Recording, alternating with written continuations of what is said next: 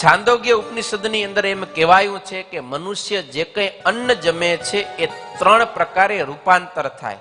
એક સ્થૂળ, એ સ્થૂળમાં શું થાય તો કે મળ રૂપે આપણે જે જમીએ છીએ સ્થૂળ રૂપે મળ કચરા રૂપે એ બહાર નીકળી જાય. પછી મધ્યમ રૂપાંતર થાય શું તો કે એમાંથી માંસ અને રક્ત એટલે આપણું માંસ અને લોહી બને ને આપણા શરીરની અંદર રહે છે. અને ત્રીજો સૂક્ષ્મ રૂપાંતર થાય છે એ મન રૂપે. અને what is mind? Do you know what is mind? મન શું છે? કોણ કહેશે વેલા? તમે તરત ગૂગલ કરશો તો એક સરસ આમ પિક્ચર આવી જશે, બરોબર ને? માઇન્ડ. બુદ્ધિ શું છે? વોટ ઇઝ બુદ્ધિ? ખબર હે બુદ્ધિ શું છે?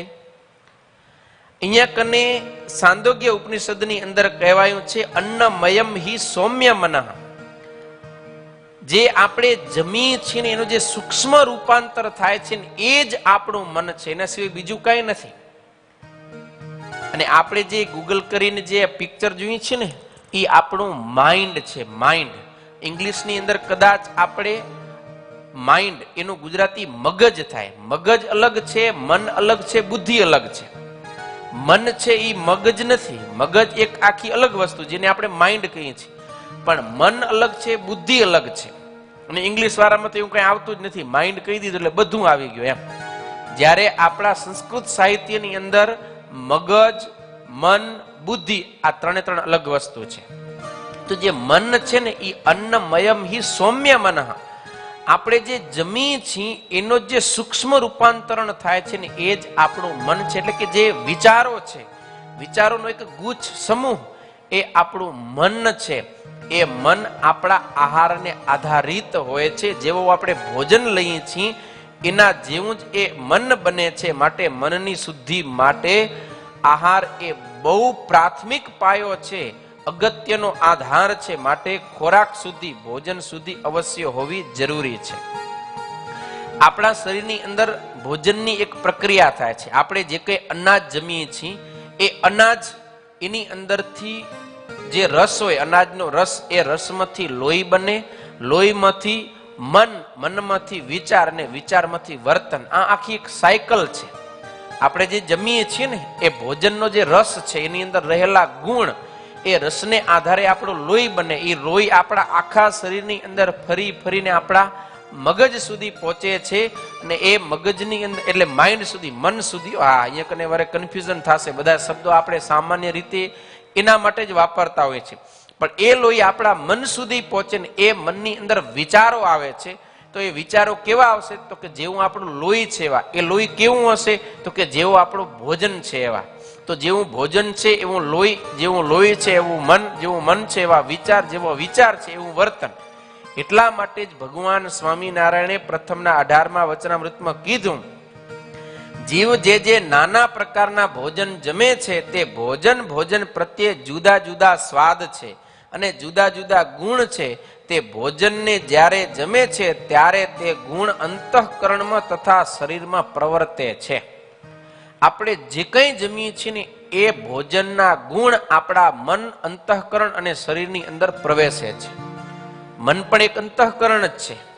તો એ આપણા ભોજનને આધારિત હોય છે. એટલા માટે જ આપણે ત્યાં ખૂબ પ્રચલિત કહેવતો છે, જેવું અન્ન એવું મન, જેવો આહાર એવો પડકાર, જેવો આહાર એવો વિહાર. આવી રીતની કહેવતો જનસામાન્યમાં ખૂબ પ્રચલિત છે. એટલા માટે જ આપણે હર હંમેશા મનની શુદ્ધિ રાખવી અને એના માટેથી આપણો આહાર છે ને એ શુદ્ધ રાખવો. ક્યારેય પણ અપવિત્ર વસ્તુ, અયોગ્ય આહાર આપણા શરીરની અંદર પ્રવેશ કરવો જોઈએ નહીં. મતલબ કે આપણે ક્યારે ખાવું પીવું જોઈએ નહીં, એવું ભગવાન શ્રી હરિનું અહીંયા કને કહેવું છે. કારણ કે જેવું આપણે ખાશું એવું જ આપણું જીવન થશે. એવી જ આપણી વાણી, એવા આપણા વિચારો, એવું આપણું વર્તન બધું ભોજનને આધારે છે. એટલે ભોજન છે ને બહુ અગત્યની એક વાત છે, પણ આપણે એ વાતને બહુ સમજતા નથી. આપણે માળા કરવામાં ધ્યાન આપશું, પાઠ પૂજા કરવામાં ધ્યાન આપશું, કથા વાર્તામાં ધ્યાન આપશું, ઉત્સવ સમયમાં ધ્યાન આપશું, બધી જગ્યાએ. પણ મેન જે પાયો છે, પ્રથમ પગથિયું ભોજન, એમાં આપણે ધ્યાન નહીં રાખીએ, ત્યાં કને બેદરકારી. એટલે ઉપરનું બધું એમને એમ થશે, ક્વોલિટી વાળું નહીં થાય. જે જો આપણું એક ભોજન સુધરી ગયું, આહાર પવિત્ર થઈ ગયો ને, તો ઉપલું બધું ઓટોમેટિક ક્વોલિટી વાળું થશે, સુધરી જશે. જો એક જગ્યાએ રાજા રાત્રે શયનખંડમાં સુવા માટે ગયો તો રાત્રે આમ દીવો બળતો હતો. હા, રાજાશાહી જમાનાની વાત છે. તો દીવો બળતો હતો, એને જોઈ અને રાજાને વિચાર આવ્યો કે આ દીપક છે એ કેટલો સરસ પ્રકાશ આપે છે, વળી એની વાટ પણ સફેદ છે. શું છે? એની વાટ આવે ને સફેદ, રૂની વાટ હોય તો સફેદ વાટ છે, તેલ પણ ચોખ્ખું છે, છતાંય પણ ઈ જ્યારે આમ દીવો છે ને કાઢે તો શું કાઢે? કાળાશ, કાળો મેસ કાઢે. તો રાજા વિચારે છે એની વાટ સફેદ ચોખ્ખી છે, તેલ ચોખ્ખું છે, છતાંય પણ આ દીવો કાળાશ શા માટે કાઢે? કેવી રીતે ને શા માટે કાઢતો હશે? ક્યાંથી કાઢતો હશે? આવો એના મનમાં રાત્રે પ્રશ્ન થયો. એટલે બીજે દિવસે રાજ દરબાર ભરાણો, એ મોટા મોટા વિદ્વાન પંડિતો, મંત્રીઓ, પ્રમુખો ને બધા બેઠા, અને રાજાએ પ્રશ્ન કર્યો કે દીવો છે એ કાળાશ શા માટે કાઢે છે? બધું ચોખ્ખું છે, તેલ વાટ બધું ચોખ્ખું છે, છતાંય પણ એ કાળાશ શા માટે કાઢે છે? અને એ વખતે સભાની અંદર ચાણક્ય હતા. એ ચાણક્યએ જવાબ આપ્યો કે રાજન, એ દીપક છે જે દીવો, એ અંધકારને ખાય છે. શેને ખાય છે? અંધારાને. અંધકારને ખાય છે ને અંધારું કેવું છે? કાળું છે. તો જેવું ખાય એવું જ એ કાઢે, એવું જે ઉત્પન્ન કરે. દીપો ભક્ષયતે ધ્વાંતમ કજ્જલમ ચ પ્રસૂયતે યદન્નમ ભક્ષયે નિત્યમ જાયતે તાદૃશી પ્રજા. અર્થાત કે જેવું જમે એવું જ પછી એ મનથી વિચારે, એવું જ એનું વર્તન થાય, વગેરે વગેરે બધો. માટે આપણે ઇનપુટ હંમેશા સારું રાખવું. આપણે જાણી જેવું ઇનપુટ હોય એવું જ આઉટપુટ હોય કે ન હોય? અહીંયાથી હું જે બોલું છું એવું જ તમારા સુધી સંભળાય હેર્યું ને, કે અલગ સંભળાય રહ્યું કાંઈ? જેવું અહીંયાથી ઇનપુટ આપીશ એવું જ તમારે ત્યાં આઉટપુટ નીકળશે. એમ આપણે જેવું અહીંયા ઇનપુટ આપશું એવું જ આપણી વાણીથી, વર્તનથી આઉટપુટ નીકળશે. માટે ઇનપુટ કહેતા ખોરાક એ બહુ ઉત્તમ, સાત્વિક, પવિત્ર, શુદ્ધ ક્વોલિટી વાળો હોવો જોઈએ. ગમે એ અચરો કચરો આપણે શરીરની અંદર ઘાલવાનો નથી. આ શરીર, મનુષ્ય દેહ કેવો દુર્લભ અને ભગવાનનું ભજન કરવા માટેનું ઉત્તમ સાધન છે. તો એની આપણે જાળવણી બહુ સારી રીતે કરવી જોઈએ. કારણ કે આહાર શુદ્ધિ એ બહુ અગત્યની છે. આહાર શુદ્ધિ બહુ જ પ્રાથમિક પાયો છે. અને વેદની અંદર કહેવાયું છે આહાર શુદ્ધવ સત્વ શુદ્ધિ સત્વ શુદ્ધવ ધ્રુવા સ્મૃતિ. જો આપણો આહાર શુદ્ધ હશે તો આપણું અંતઃકરણ શુદ્ધ થશે, અને અંતઃકરણ શુદ્ધ થશે તો એની અંદર આપણને ભગવાનનું દર્શન થશે.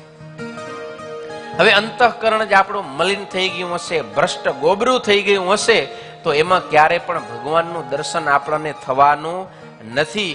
માટે ગમે એવું ખાનારો, ગમે ત્યાં ખાનારો હશે ને એને ક્યારે પણ ભગવત તત્વની પ્રાપ્તિ નહીં થાય. સત્વમ યદ બ્રહ્મ દર્શનમ, સત્વગુણ છે એ જ આપણને ભગવાનનું દર્શન કરાવનારો છે. બાકી આપણે જો સાત્વિકતા જીવનની અંદર નહીં જાળવીએ, જીવનને આપણે મલિન કરી નાખશું, ભ્રષ્ટ કરી નાખશું, તો ક્યારે પણ આપણી બુદ્ધિની અંદર સારા વિચારો નહીં આવે. સારા વિચારો સ્થિર નહીં થાય તો આપણું જીવન પણ અસ્થિર, અવ્યસ્ત બની જશે, અસ્તવ્યસ્ત. માટે હર હંમેશ આપણો જે આહાર છે એને શુદ્ધ રાખવો, પવિત્ર રાખવો.